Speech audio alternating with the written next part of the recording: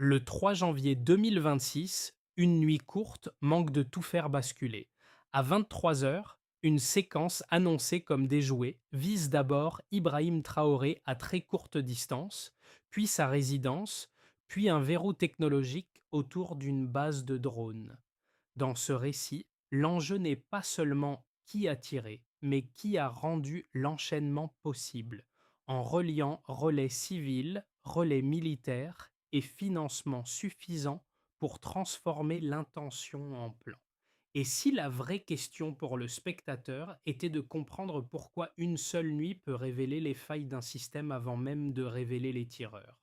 Cette analyse ne suit pas la voie de l'émotion ni celle de l'indignation immédiate. Elle suit une mécanique. L'objectif est simple. Comprendre comment une intention devient une opération crédible et pourquoi cette opération est présentée comme plus large qu'une tentative isolée. Pour le spectateur, le bénéfice est clair. Savoir lire une architecture de déstabilisation avant d'en accepter le récit final. Le point de départ reste Ibrahim Traoré, mais le signal central n'est pas sa personne. Il se situe dans le réseau décrit autour de lui, des relais humains recrutés sur le terrain, des moyens financiers jugés suffisants et un calendrier choisi pour maximiser l'effet de surprise. L'enjeu dépasse donc un individu. Il touche à la capacité d'un État à détecter, fragmenter et bloquer une chaîne avant qu'elle ne se referme sur elle-même. Ce que cette séquence promet d'éclairer, ce n'est pas seulement ce qui a été empêché, mais pourquoi cela pouvait fonctionner dans un contexte de loyauté mouvante et de transition politique rapide. Un chiffre sert de point d'ancrage et change la lecture du récit. Environ 70 millions de francs, CFA, sont évoqués comme l'enveloppe la plus récente destinée aux actions de déstabilisation. Ce montant n'est pas présenté pour suggérer une puissance étatique, mais pour crédibiliser une mécanique. Il suffit à rémunérer des intermédiaires, financer des déplacements et activer des relais locaux. Autrement dit, il ne s'agit pas d'une armée, mais d'un réseau capable de fonctionner. À partir de là, le contexte est volontairement resserré.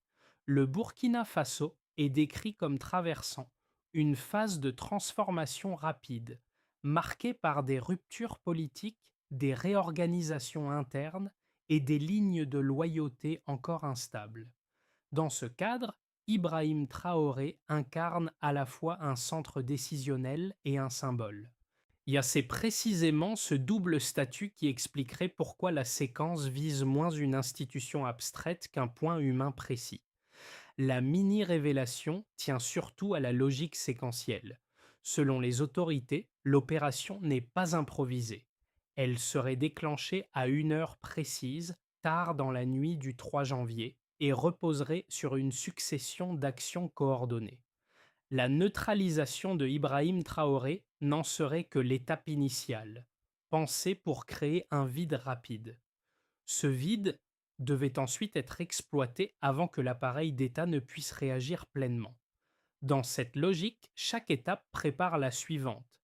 Attaque rapprochée, confusion autour de la résidence, affaiblissement d'un verrou technologique, puis ouverture d'une fenêtre pour une intervention extérieure rendue possible par le désordre interne. Si un maillon cède, l'ensemble s'effondre. C'est ce caractère emboîté qui déplace la question centrale.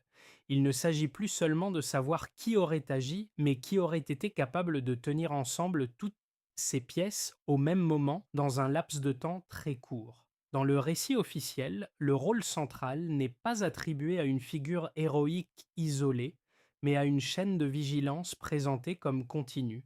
Le discours du ministre de la Sécurité insiste moins sur des exploits individuels que sur un travail en amont. Identification de signaux faibles, surveillance de communication, puis démantèlement progressif de réseaux avant leur passage à l'acte. Cette mise en scène déplace l'attention. L'événement majeur n'est pas l'attaque mais son interception. Ce cadrage modifie aussi la place d'Ibrahim Traoré dans la narration. Il n'apparaît pas uniquement comme une cible à protéger, mais comme le point autour duquel se cristallise une mobilisation plus large. Les autorités évoquent une vigilance citoyenne renforcée, l'implication de volontaires pour la défense du territoire et une population appelée à signaler des comportements jugés suspects. Le message implicite est clair, la sécurité du chef de l'État devient un test de cohésion interne dépassant largement sa personne. Deux cas courts illustrent cette dynamique. D'un côté, des civils sont interrogés pour avoir servi d'intermédiaires, parfois sans mesurer la portée de leurs actes.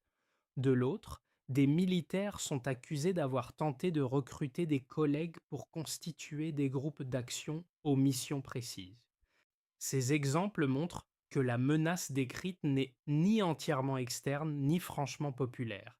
Elle se situe dans des zones grises, là où les loyautés sont fragiles et les opportunités nombreuses. L'impact précoce de cette lecture est net. Protéger un individu revient à examiner la solidité d'un système. Une faille mineure peut suffire à tester l'ensemble, mais sa détection rapide révèle aussi sa résistance. La chronologie, décrite par les autorités, suit une logique en trois temps, pensée pour tenir dans une seule nuit.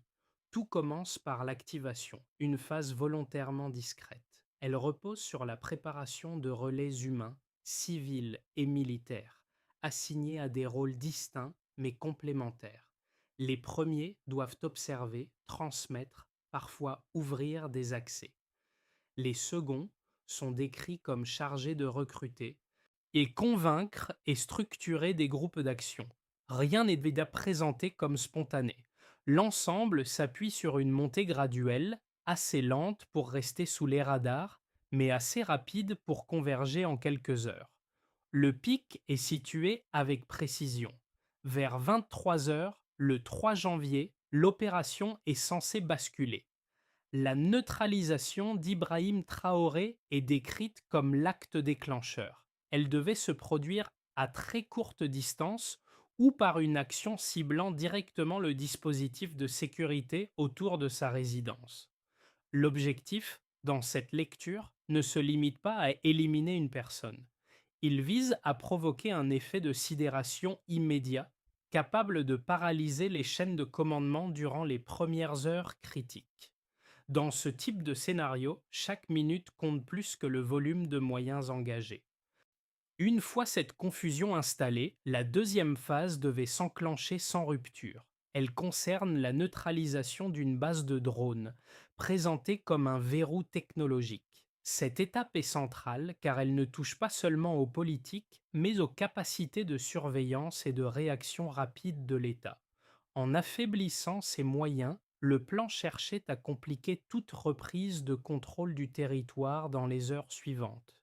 Le passage d'une cible humaine à une cible technologique marque un changement d'échelle dans la séquence. Viennent ensuite les répliques attendues. Les groupes civils mobilisés en amont sont censés apparaître dans l'espace public afin de donner l'illusion d'un soutien populaire après l'action militaire. En parallèle, des militaires déjà acquis à la cause doivent entraîner d'autres unités, créant un effet d'entraînement. Le désordre initial devient alors un levier stratégique, transformé en opportunité. Ce qui frappe dans cette construction, c'est la logique d'emboîtement. Chaque étape dépend entièrement du succès de la précédente. C'est précisément sur ce point que le récit insiste pour expliquer l'échec. La détection en amont aurait rompu la chaîne avant qu'elle n'atteigne son point de non-retour. Arrestation ciblée, surveillance des communications et démantèlement progressif des réseaux auraient empêché la synchronisation nécessaire au passage à l'acte. Une nuit courte, pensée pour produire un basculement durable, se serait ainsi trouvée neutralisée avant même de pouvoir monter en puissance. Dans cette lecture, la tentative apparaît moins comme une improvisation que comme un pari calculé. Une misère sur une fenêtre temporelle réduite pour provoquer un impact disproportionné. Mais ce pari reposait sur une condition essentielle, que toutes les pièces s'alignent au même moment. En brisant cet alignement, l'appareil sécuritaire a privé l'opération de son principal ressort, celui de la vitesse et de la surprise. Le récit officiel s'appuie sur quelques repères chiffrés présentés comme des indices de crédibilité plutôt que comme des preuves définitives.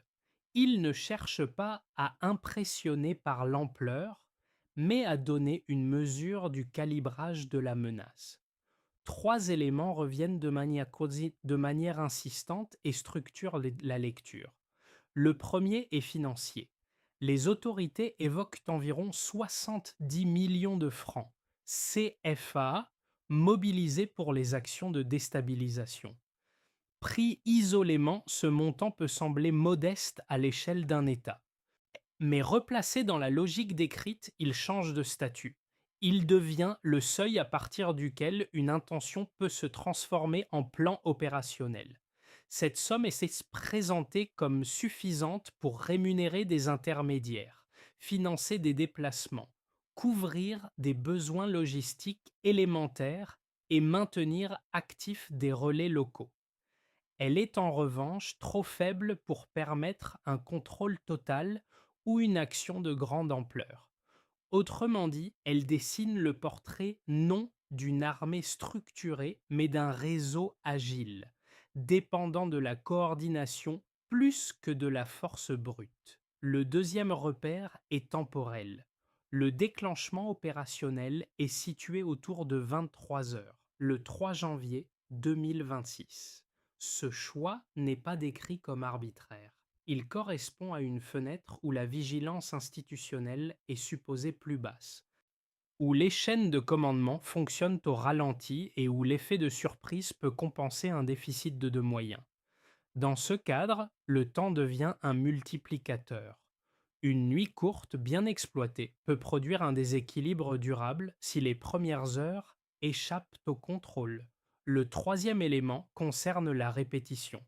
Le narrateur évoque au moins une troisième tentative visant Ibrahim Traoré en moins de 2 ans.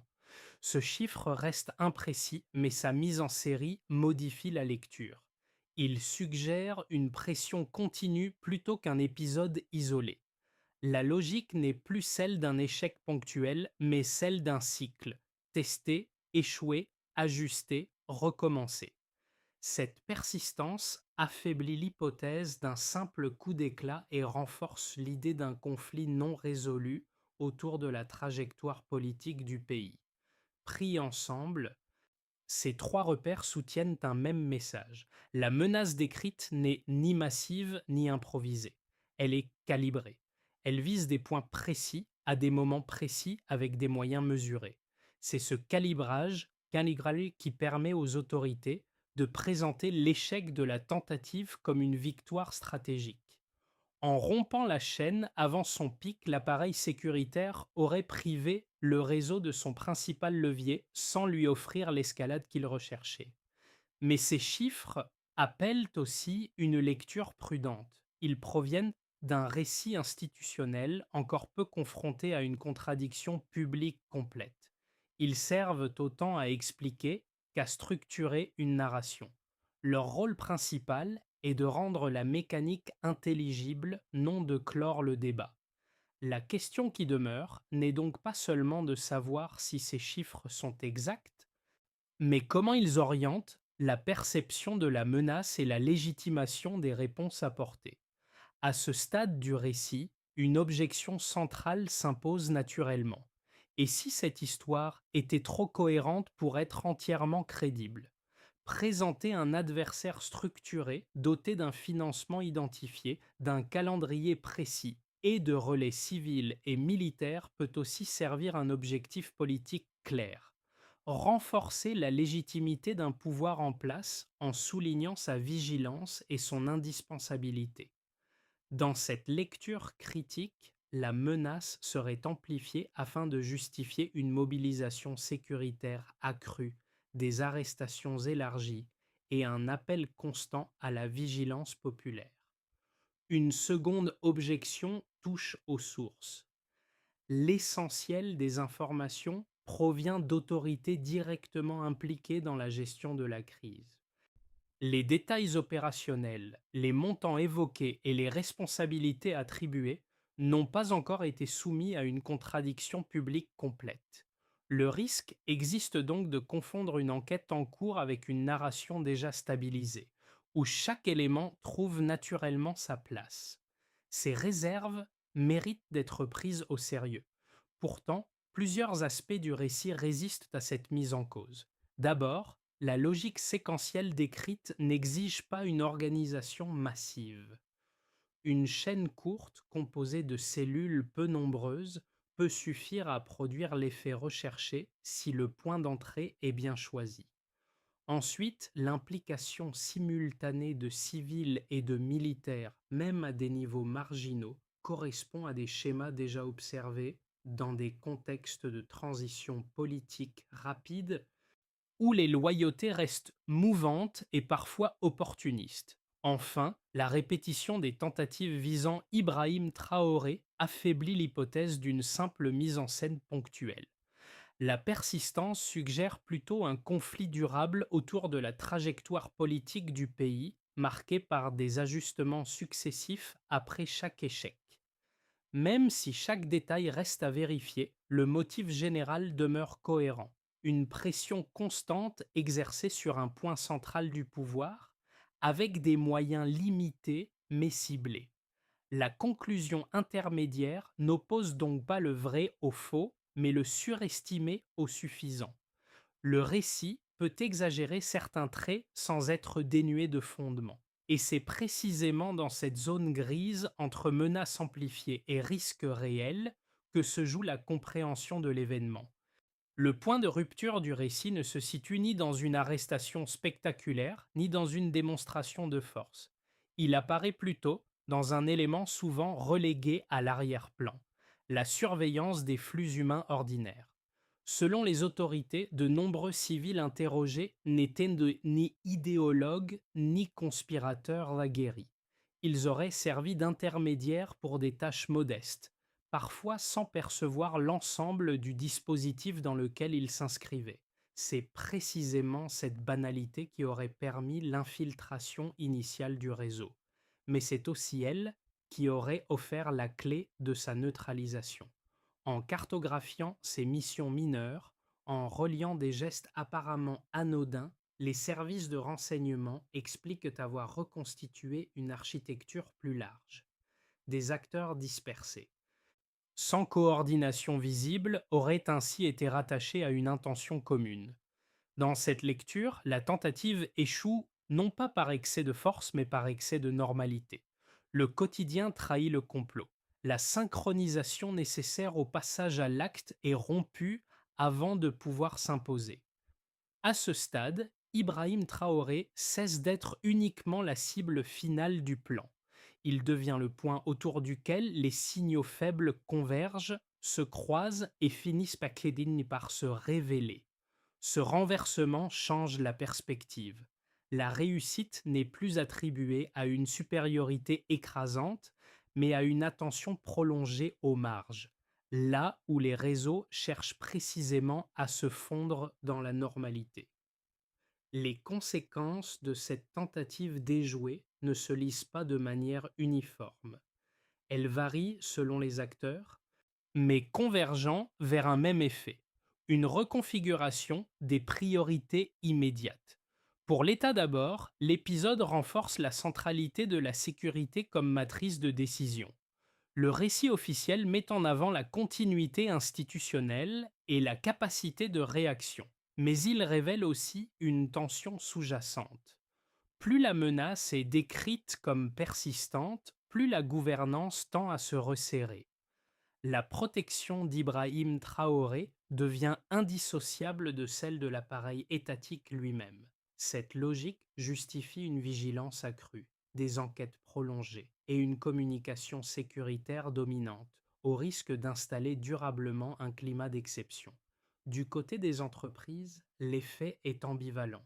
À court terme, l'échec de l'opération évite un choc brutal qui aurait pu paralyser les activités économiques.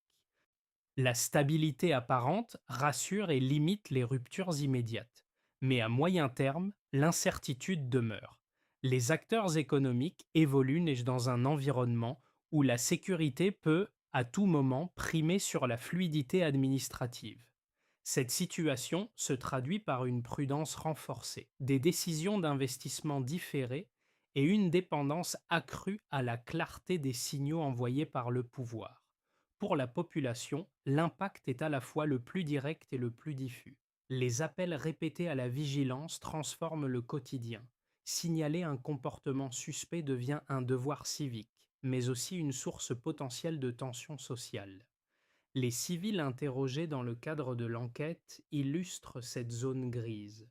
Participer à des tâches ordinaires, sans intention politique, peut soudain acquérir une signification lourde. Dans ce contexte, Ibrahim Traoré est perçu simultanément comme une figure de protection et comme un point de cristallisation des peurs et des attentes. À l'échelle régionale, enfin, l'épisode dépasse les frontières nationales. Les accusations de soutien extérieur, qu'elles soient établies ou non, nourrissent une méfiance durable entre États voisins. Le Burkina Faso apparaît comme un terrain de friction où rivalité politique, alignement diplomatique et stratégie d'influence se croisent. L'échec de la tentative n'éteint pas ces dynamiques, il les rend plus visibles. Pris ensemble, ces quatre niveaux dessinent un constat commun. Éviter une nuit de chaos ne fait pas disparaître les tensions structurelles. Cela les reporte, parfois en les amplifiant, et oblige chaque acteur à ajuster ses priorités dans un paysage politique et social durablement marqué par la vigilance. À horizon de 6 à 12 mois, le récit permet d'esquisser trois trajectoires sans prétendre prédire l'avenir. Il s'agit moins de scénarios fermés que de cadres de lecture pour observer ce qui change réellement. Le scénario de base prolonge la situation actuelle. La pression sécuritaire demeure élevée et continue de structurer l'agenda public. Les enquêtes se poursuivent, les réseaux identifiés sont fragmentés et la prévention devient le principe directeur. La stabilité est maintenue, mais au prix d'une gouvernance plus resserrée, où chaque incident mineur est interprété comme un signal potentiel.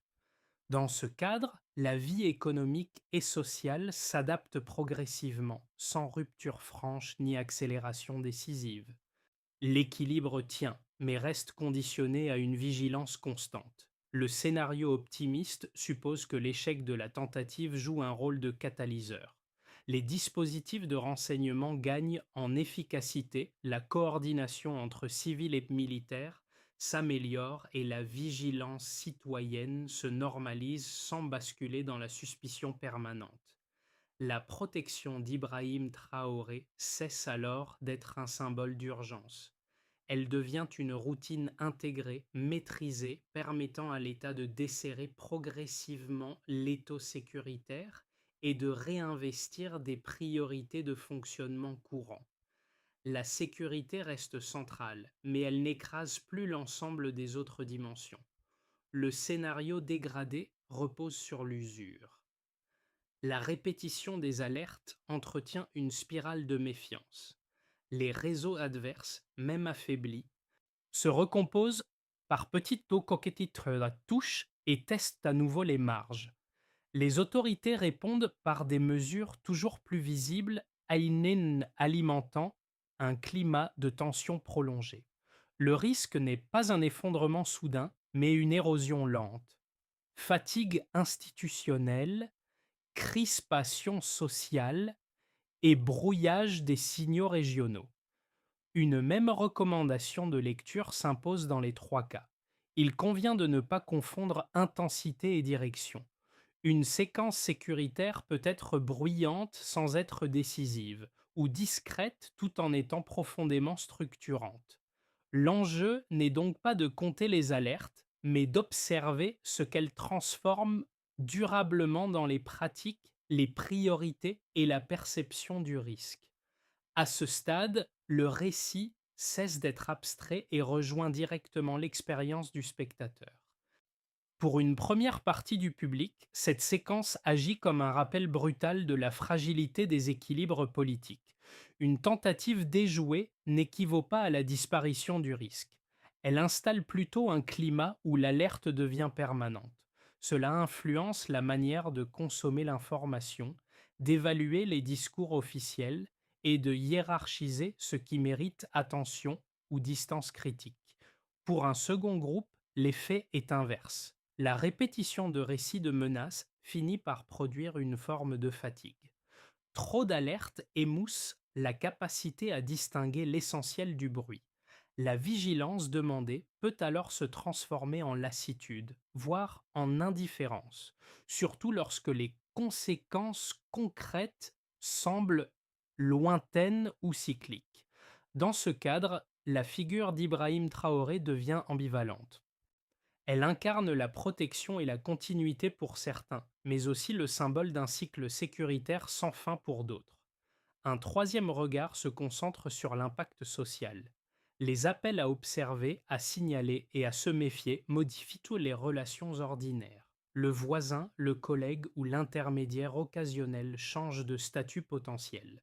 Cette transformation subtile du lien social est rarement mise en avant, mais elle pèse durablement sur le sentiment de normalité. La sécurité n'est plus seulement une affaire d'État. Elle s'invite dans les gestes simples et les interactions quotidiennes.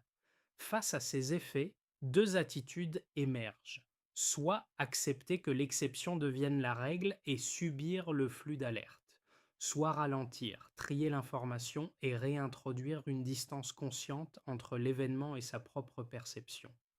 Dans cette zone de choix individuels se joue une part discrète mais essentielle de la stabilité collective. Une lecture opérationnelle de cette séquence conduit à envisager une sortie par étapes, sans promesse de résolution rapide. La première étape concerne la clarification des rôles. Les autorités sécuritaires conduisent l'enquête et la prévention, tandis que la communication publique gagne à rester factuelle et bornée aux éléments établis.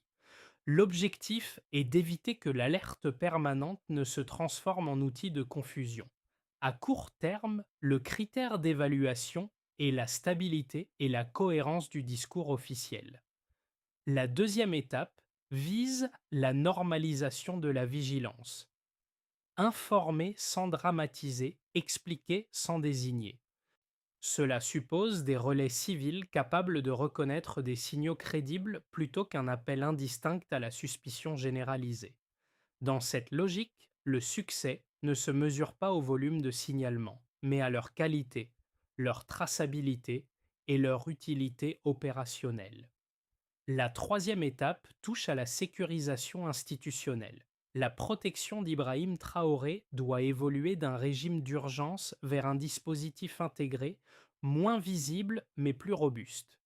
Il s'agit de maintenir des standards élevés sans recourir à des mobilisations exceptionnelles répétées, afin de réduire l'usure institutionnelle et symbolique.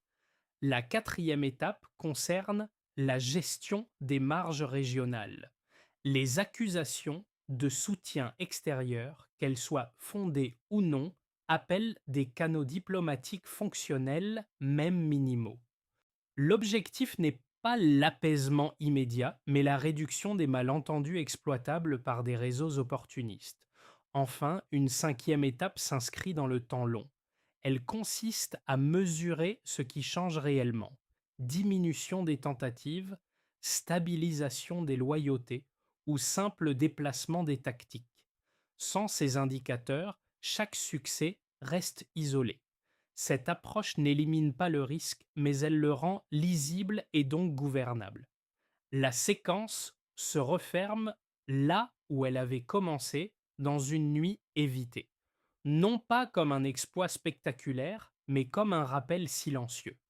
Ce qui demeure n'est pas l'image d'une attaque manquée, mais celle d'un pays maintenu en équilibre, suspendu entre vigilance et épuisement. Le récit officiel évoque des réseaux, des montants, des calendriers.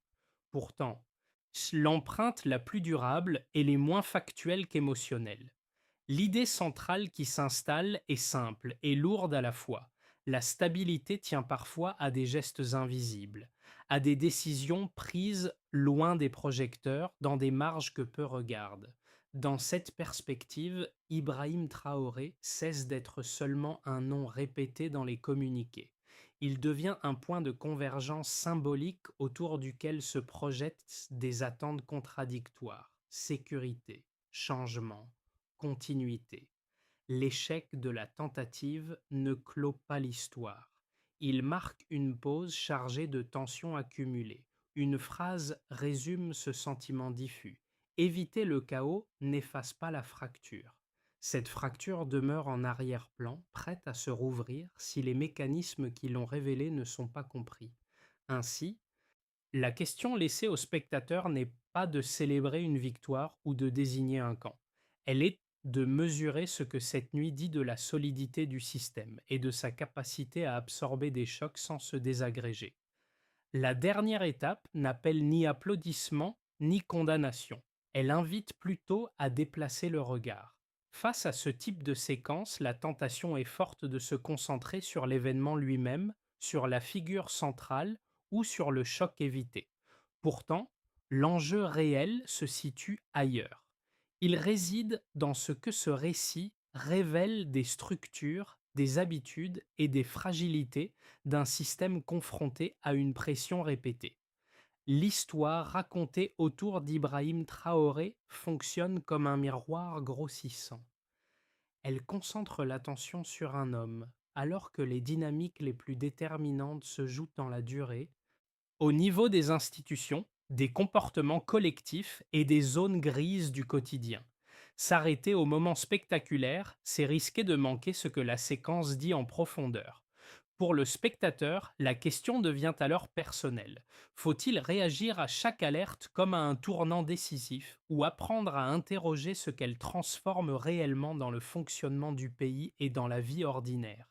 Suivre sans s'enfermer, écouter sans répéter mécaniquement, accepter l'incertitude sans céder aux raccourcis confortables. Peut-être que la véritable stabilité ne se mesure pas à l'absence de menaces, mais à la capacité collective à les lire, les trier et les intégrer sans perdre le sens de l'essentiel.